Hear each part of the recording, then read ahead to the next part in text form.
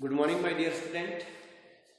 देखिए B part second year political science की class के अंतर्गत जैसा कि हमने यूनिट थर्ड में पहले वीडियो के अंतर्गत फ्रांस के राष्ट्रपति की गठन से संबंधित बातें हो गई, उनके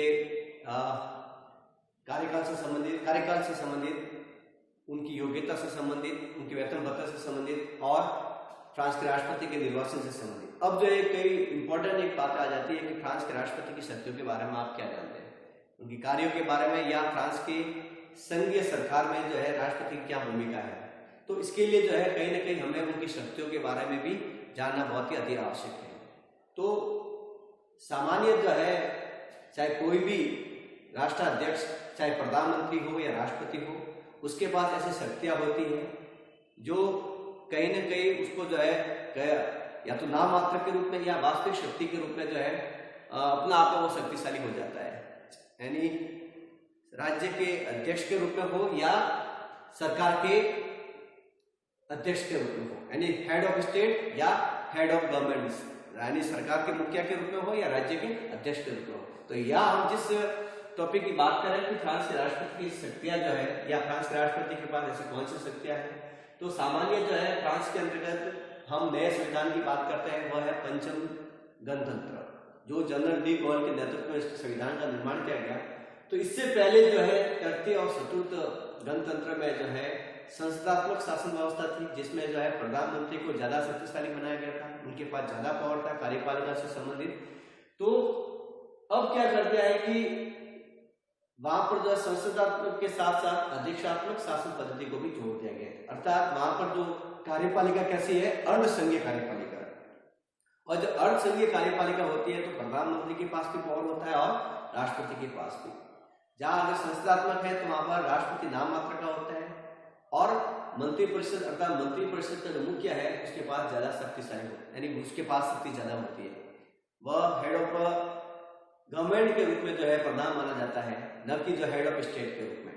तो दूसरी बात, जब अधीक्षात्मक की बात आती है तो उसमें राष्ट्रपति जो है अपना आप में शक्तिशाली है, स्थायी तौर पर जो है कार्यपालिका के रूप में अपनी भूमिका निर्वाह करता है, अर्थात वह हेड ऑफ स्टेट भी होता है और हेड ऑफ गवर्नमेंट भी होता है। लेकिन यहाँ पर जो है प्रधानमंत्री यानी संसदीय भी है और अधीक्षात्मक, यानी दोनों को जो है पहले जो है तृतीय और चतुर्थ गणतंत्र में प्रधानमंत्री के पास ज्यादा शक्तियां थी, अब वो शक्तियां क्या करती, दोनों में विभाजित हो गई। अब दोनों मिलकर जो है इस संघीय सरकार में अपनी भूमिका निर्वाह करते हैं। तो उनके पास जो ऐसी कौन सी शक्तियां है, तो सामान्य जो है हर राष्ट्राध्यक्ष के पास जो शक्तियां होती है वह है कार्यपालिका से संबंधित शक्तियां, दूसरी जो है विधायी संबंधी शक्तियां, और तीसरी जो होती है नियुक्ति संबंधी शक्तियां है, वैदेशिक संबंधी शक्तियां है, न्यायिक संबंधी शक्तियां है और संकटकालीन संबंधी शक्तियां है, या जो है प्रशासकीय संबंधी शक्तियां भी है, या अन्य शक्तियां के रूप में भी हम उसको कह सकते हैं। तो मोटे तौर पर जो पहली शक्ति आती है वह है कार्यपालिका संबंधी शक्तियां, यानी एक राज्य का जो राज्य अध्यक्ष होता है वह अपना आप में एक सुप्रीमो होता है, सर्वोच्च पदाधिकारी होता है, उनके पास जो सारी कार्यपालिका संबंधी सारी शक्तियां उसके पास होती है। तो इसका मतलब सर्वोच्च पदाधिकारी कौन है, फ्रांस का राष्ट्रपति। तो ये स्वाभाविक है, सारे अधिकार उसके पास होंगे, यानी कार्यपालिका से संबंधित, ठीक है। वैसे प्रधानमंत्री के पास भी है, लेकिन जो है सामान्य जो पदाधिकारी का मुख्य जो सर्वोच्च नेता होता है, जैसे उनकी जो तीनों सेना जो होती है, चाहे जल सेना हो या थल सेना हो या वायु सेना हो, इन तीनों सेनाओं का जो सेनाध्यक्ष भी कौन होता है, राष्ट्रपति होता है। तो ऐसी स्थिति में स्वाभाविक है कार्यपालिका संबंधी जितने भी जो अधिकार होते हैं, जितने भी जो पावर होते हैं, वो सारे जो है किसके पास होते हैं, राष्ट्रपति के पास होते हैं, ठीक है। तो मोटे तौर पर जो है राष्ट्रपति के पास जो शक्तियों का जो बात आती है वो मैंने अनुच्छेद जो है 8, 9 और 19 ऐसे, जैसे वहां पर जो फ्रांस के अंतर्गत 95 अनुच्छेद है, जब फ्रांस का संविधान बना 14 अक्टूबर 1958 के अंतर्गत, तो 95 अनुच्छेद है और अध्याय जो है कितने हैं, 15। तो हर अनुच्छेद के अंतर्गत कहीं ना कहीं उनका वर्णन जो है कहीं कार्यपालिका से संबंधित हो सकता है, या व्यवस्था विकास से संबंधित, या न्यायपालिका से संबंधित, या संविधान से संबंधित, या राइट मौलिक अधिकार से संबंधित, ये सारे जो है उन्हीं आर्टिकल के रूप में उनका वर्णन किया गया। तो यहाँ पर मोटे तौर पर जो महत्वपूर्ण जो है फ्रांस के राष्ट्रपति के जो शक्तियों को जो हम शक्तियों के बारे में वर्णन कर रहे हैं वो है अनुच्छेद 8, 9 और 19, जिसमें ये कहा गया है कि राज्य का जो सर्वोच्च पदाधिकारी वो राष्ट्रपति होगा और अगर मंत्रिमंडलों की अध्यक्षता भी करनी है तो किसके रूप में होगी? राष्ट्रपति के रूप में। यानी हमारे यहाँ पर जैसे कि व्यक्तिगत तौर पे तो राष्ट्रपति के प्रति उत्तरदायी होती है मंत्रिपरिषद, और सामूहिक रूप से किसके प्रति उत्तरदायी होगी? लोकसभा के प्रति। तो यहाँ पर जो है व्यक्तिगत तौर पे भी है और सामूहिक रूप से भी उत्तरदायी मंत्रिपरिषद किसके पास होगी? राष्ट्रपति के प्रति। ठीक है, तो स्वाभाविक है कहीं ना कहीं मंत्रिमंडल पर भी जो है किसका नियंत्रण होगा? राष्ट्रपति का। प्रधानमंत्री का तो है ही, लेकिन कहीं ना कहीं प्रधानमंत्री और मंत्रिपरिषद भी परामर्श किससे करेगा? राष्ट्रपति से करेगा। तो दूसरी जो इंपॉर्टेंट बात आती है कि प्रधानमंत्री की नियुक्ति या मंत्रिपरिषद की नियुक्ति से संबंधित भी शक्तियां किसके पास होती है? राष्ट्रपति के पास होती है। यानी प्रधानमंत्री को नियुक्त करना है या उसका चयन करना है, ये दायित्व, ये विवेक, ये अधिकार किसके पास होगा? राष्ट्रपति के पास होगा। ठीक है, और प्रधानमंत्री भी जो है जब लिस्ट जारी करता है मंत्रिपरिषद के रूप में कि भी कौन कैबिनेट मंत्री बनेगा, कौन राज्य मंत्री बनेगा, कौन उप राज्य मंत्री बनेगा, ये लिस्ट जो है जारी कौन करता है? प्रधानमंत्री। और किसको देता है? राष्ट्रपति को। और राष्ट्रपति मंत्रियों को भी क्या करेगा? वो नियुक्त करेगा। ठीक है, दूसरी जो इंपॉर्टेंट बात आती है कार्यपालिका से संबंधित, संसद को भंग करने का अधिकार भी राष्ट्रपति के पास है। अगर कोई भी जैसे किसी भी संसदीय पद्धति में अगर मान लो किसी भी पार्टी को जो है निम्न सदन में अगर कोई बहुमत नहीं है, तो ऐसी स्थिति में यह अधिकार किसके पास आ जाता है? राष्ट्रपति के पास आ जाता है। वो अपने जो है अपनी शक्ति के अकॉर्डिंग, अपने विवेक और सूझबूझ के अकॉर्डिंग, या जो है कहीं ना कहीं न्यायाधीश यानी सुप्रीम कोर्ट से भी कहीं ना कहीं वो सलाह मशवरा कर सकता है इस मामले में कि भाई क्या, जैसे भारतीय संविधान में आर्टिकल 143 में जो है राष्ट्रपति मुख्य न्यायाधीश से जो है अनुच्छेद 143 से वो परामर्श कर सकता है कि भाई क्या किसको सहन करना है, क्या स्थिति रहेगी। तो सुप्रीम कोर्ट का यही हमेशा फरमान रहता है कि भाई आप जो अपने विवेक से काम कीजिए, किसको सहन करना है, क्या करना है, ये आपका अधिकार में आता है। तो ऐसी स्थिति में संसद को भंग करने का, यानी संसद का मतलब आके राष्ट्रीय सभा को, यानी फ्रांस के अंदर तो दो सदन है, एक राष्ट्रीय सभा, दूसरा जो है गणतंत्र परिषद। तो राष्ट्रीय सभा अपना निम्न सदन है, इसको भंग करने का अधिकार किसके पास है? प्रेसिडेंट के पास है, राष्ट्रपति के पास है। दूसरा जो है कार्यपालिका अधिकार के रूप में आता है संवैधानिक परिषद का गठन करना। यानी ऐसी बहुत सारी जो निकाय है, ऐसे जो कानूनी तौर पर जो है विभिन्न आयोगों का गठन हुआ है, वो अधिकार निर्माण के रूप में या उसको प्रस्ताव करने के रूप में, या जो है उनका निर्माण करने में, या जो है बहुत सारी संस्थाएं जो है सरकारी निकाय के रूप में है, उनको जो है गठन के रूप में, तो ये जो है ये जानकारी किसके रूप में होगी? राष्ट्रपति के रूप में। जब तक राष्ट्रपति इसको जो जारी नहीं कर सकता, परमिशन नहीं मिलती, तब तक कोई भी संगठन, कोई भी संवैधानिक संस्था का निर्माण नहीं हो सकता। इस संबंध में अधिकार किसके पास है? राष्ट्रपति के पास है।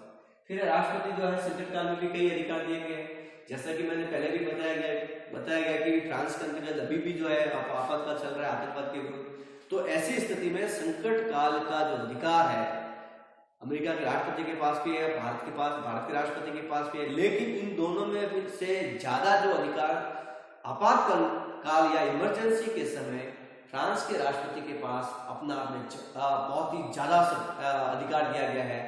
यहां तक जो है ऐसी स्थिति में फ्रांस का राष्ट्रपति अधिनायक भी बन सकता है। ठीक है, तो ये सारी बातें जो है किसके रूप में मानी जाती है? कार्यपालिका से संबंधित। यानी कार्यपालिका से संबंधित अधिकार, जब यहाँ अर्धसंघ की बात आती है, जब प्रधानमंत्री और राष्ट्रपति दोनों हैं, लेकिन फिर भी जो है राष्ट्रपति को जो है फ्रांस के संविधान में उसको ज्यादा अधिकार दिया गया है पंचम गणतंत्र के ऊपर। दूसरी बात आती है विधायी संबंधी शक्तियां।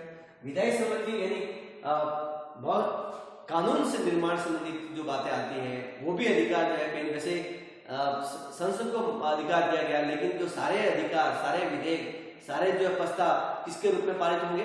राष्ट्रपति के रूप में। ठीक है, जब तक राष्ट्रपति की सहमति नहीं होगी तब तक कोई भी अधिकार, विधेयक, कानून पारित नहीं हो सकता। ऐसी स्थिति में जो है महत्वपूर्ण जो बातें मैंने लिखी इसमें कि संसद का विशेष अधिवेशन बुलाने से संबंधित आर्टिकल 29 में बताया गया है। फिर संदेश भेजने से संबंधित शक्ति है, विधेयक को पुनः विचार के लिए लौटाने से संबंधित शक्ति है।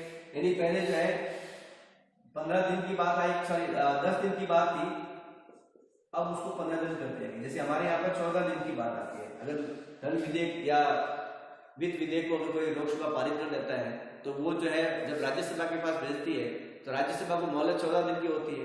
अगर उसको जो है या तो 14 दिन में जो है कुछ उसमें संशोधन करे या फिर जो है कुछ कहीं ना कहीं उसको सहमति देनी पड़ती है। अगर वो नहीं भी देता है या संशोधन नहीं भी करता है तो भी वो जो बिल पारित माना जाएगा, उसके बाद राष्ट्रपति के पास भेजा जाता है। तो राष्ट्रपति भी जो कितने दिन उसके पास रखता है, 14 दिन तक। ठीक है, तो ये इस प्रकार का समय जो है विधेयक से संबंधित जो है वो भी अधिकार किसके पास है, हो सकता है वो अपने वीटो का भी प्रयोग करे, पॉकेट वीटो है, जेबी वीटो है, इस प्रकार का अधिकार भी राष्ट्रपति के पास हो सकता है। खारिज भी कर सकता है, जेब में भी रख सकता है, निरस्त भी कर सकता है उसको, या फिर पारित भी करा सकता है। तो ये सारे अधिकार जब तक जो है राष्ट्रपति की सहमति नहीं होती, हस्ताक्षर नहीं होता, तब तक कोई भी विधेयक कानून पारित नहीं हो सकता। इस संबंधित सत्ता किसके पास है, राष्ट्रपति के पास है। तो संसद को विशेष अधिवेशन बुलाने से संबंधित शक्ति होगी, संदेश भेजने से संबंधित शक्ति होगी, विधेयक को पुनः विचार लौटाने की संबंधित शक्ति होगी, फिर विधेयक को सीधे जनमत संग्रह में भेजने संबंधी शक्ति आती है।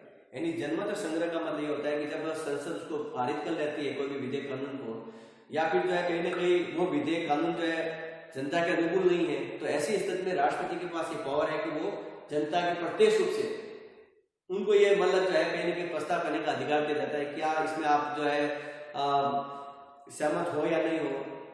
ठीक है, तो ये इस प्रकार का संग्रह जो है जनमत संग्रह विधेयक को जो जनता के सामने लाने का अधिकार न तो संसद के पास होता है, बल्कि ये अधिकार किसके पास होता है, राष्ट्रपति के पास होता है।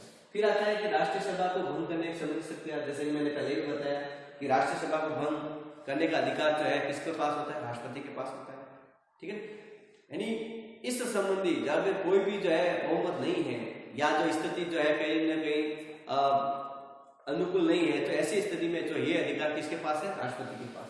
अब जो है नेक्स्ट जो शक्ति आती है नियुक्ति संबंधी शक्ति आती है। यानी मैंने पहले भी कहा कि जितने भी जो है चाहे मंत्री प्रधानमंत्री की नियुक्ति हो या मंत्रिपरिषद की नियुक्ति हो या विभिन्न आयोग या जो है प्रशासनिक अधिकारियों की नियुक्ति हो, सभी जो जितने भी जो उच्च वर्ग या उच्च डिपार्टमेंट के विभाग के अंदर जो भी प्रशासनिक अधिकारी आते हैं, चाहे सेनाध्यक्ष के रूप में हो या इन सभी की नियुक्ति किसके माध्यम से होगी, राष्ट्रपति के माध्यम से होगी। ठीक है, फिर आता है या राजदूत विदेशी राजदूत की भी नियुक्ति किसके रूप में होगी, तो राष्ट्रपति के रूप में होगी। फिर वैदेशिक संबंधित संचालन संबंधी शक्तियां, ये अनुच्छेद जो है 53 में इसका वर्णन किया गया है कि कोई भी दूतावास कोई भी राष्ट्राध्यक्ष अगर कोई देश में आता है तो उसकी जो है कहीं ना कहीं उनके जो है स्वागत के रूप में जो है या उनको जो है कहीं ना कहीं अतिथि की सेवा मेहमान के रूप में भी जो है अधिकार राष्ट्रपति को दिया गया है। किसी प्रकार के मुद्दे से संबंधित, पॉलिसी से संबंधित या जो है नीतियों से संबंधित या संबंध से संबंधित ये सारे अधिकार राष्ट्रपति को दिया गया है। या फिर जो है पासपोर्ट से संबंधित है या कहीं ना कहीं वीजा से संबंधित है, ये इस संबंधी अधिकार जो है बाहरी क्षेत्र में या आंतरिक तौर पर भी जो है अगर दो देशों के बीच में संबंध की बात आती है, पॉलिसी की बात आती है या कोई न कोई ऐसे नए आयाम के रूप में अगर बात करनी है, फॉरेन पॉलिसी के रूप में, वैदेशिक संबंध के रूप में, तो ये अधिकार भी राष्ट्रपति के पास दिया गया है। फिर आता है न्यायिक संबंधी शक्तियां। ये अनुच्छेद 64 में ये बताया गया है कि राष्ट्रपति जो जितने भी जो न्यायाधीश है, चाहे सुप्रीम कोर्ट का हो या हाई कोर्ट का हो, इन न्यायाधीशों की नियुक्ति भी कौन करेगा, राष्ट्रपति करेगा। ठीक है, या जो है कई मामले में ऐसा भी देखा गया है कि राष्ट्रपति जो है एक न्याय के रूप में भी काम कर सकता है। यानी जिसको अगर मान लो फांसी की सजा दी गई है उसकी सजा कम भी कर सकता है या उसको रोक भी सकता है, या जिसको उम्र कैद की सजा दी गई है उसको भी कम कर सकता है, या फांसी माफ या उनकी सजा माफ भी कर सकता है, या कहीं ना कहीं ऐसे कई मामले हैं जो न्याय के रूप में आते हैं, न्याय के दायरे में आता है। ये सारे अधिकार किसके पास है, राष्ट्रपति के पास होता है। फिर संकटकालीन संबंधी शक्तियां, इमरजेंसी के समय भी जो है फ्रांस के राष्ट्रपति के पास जो आर्टिकल 15 में जो इस प्रकार की शक्तियों का वर्णन किया गया है कि जब देश के अंतर्गत इस प्रकार की मुश्किल की स्थिति में है या कहीं ना कहीं आंतरिक रूप में या बाहरी तौर पर जो है कहीं ना कहीं राष्ट्रीय सार्वभौमिकता का सवाल आता है, तो ऐसी स्थिति में भी जो है ये अधिकार किसके पास है, राष्ट्रपति के पास है। ठीक है, तो ये इस सारी जो है मोटे तौर पर जो फ्रांस के राष्ट्रपति की शक्तियों के बारे में मैंने इस प्रकार की जो बातें बताई, और कहीं ना कहीं ये आपके लिए बहुत ही इंपॉर्टेंट है। यानी फ्रांस के राष्ट्रपति गठन है उनकी शक्तियों के बारे में। Thank you.